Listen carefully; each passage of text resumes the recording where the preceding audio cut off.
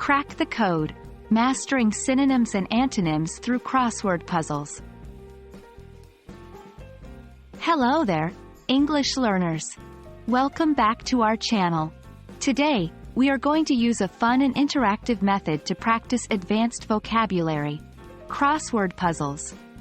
Our main focus will be matching synonyms and antonyms.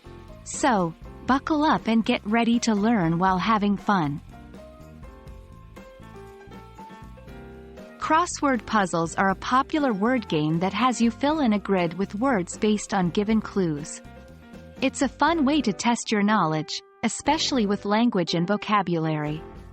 Today, we'll use this concept to match synonyms and antonyms, enhancing your English vocabulary skills in a more engaging manner. To do a crossword puzzle, you need to understand the clues and fill in words that fit the clue in the crossword grid. We'll have two types of clues, one for synonyms, words that mean the same, and one for antonyms, words that mean the opposite. Remember, synonyms fill the horizontal spaces, across, while antonyms go in the vertical spaces, down.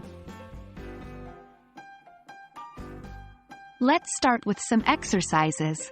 For instance, the clue for a synonym could be large, 7 letters, and your job is to find a synonym for large. The answer could be massive. For an antonym, the clue might be dark, 5 letters, and you'd need to find an antonym for dark. The answer could be light. A useful tip for solving these crossword puzzles is to start with what you know first. Don't hesitate to skip around. Another tip is to remember the letter count. This can help you eliminate incorrect guesses. Now, let's try a mini practice puzzle together. I'll give you some clues, and you'll fill in the crossword grid. Remember, synonyms go across, and antonyms go down. 1. Across, synonyms. 2. Happy, 6 letters. 3.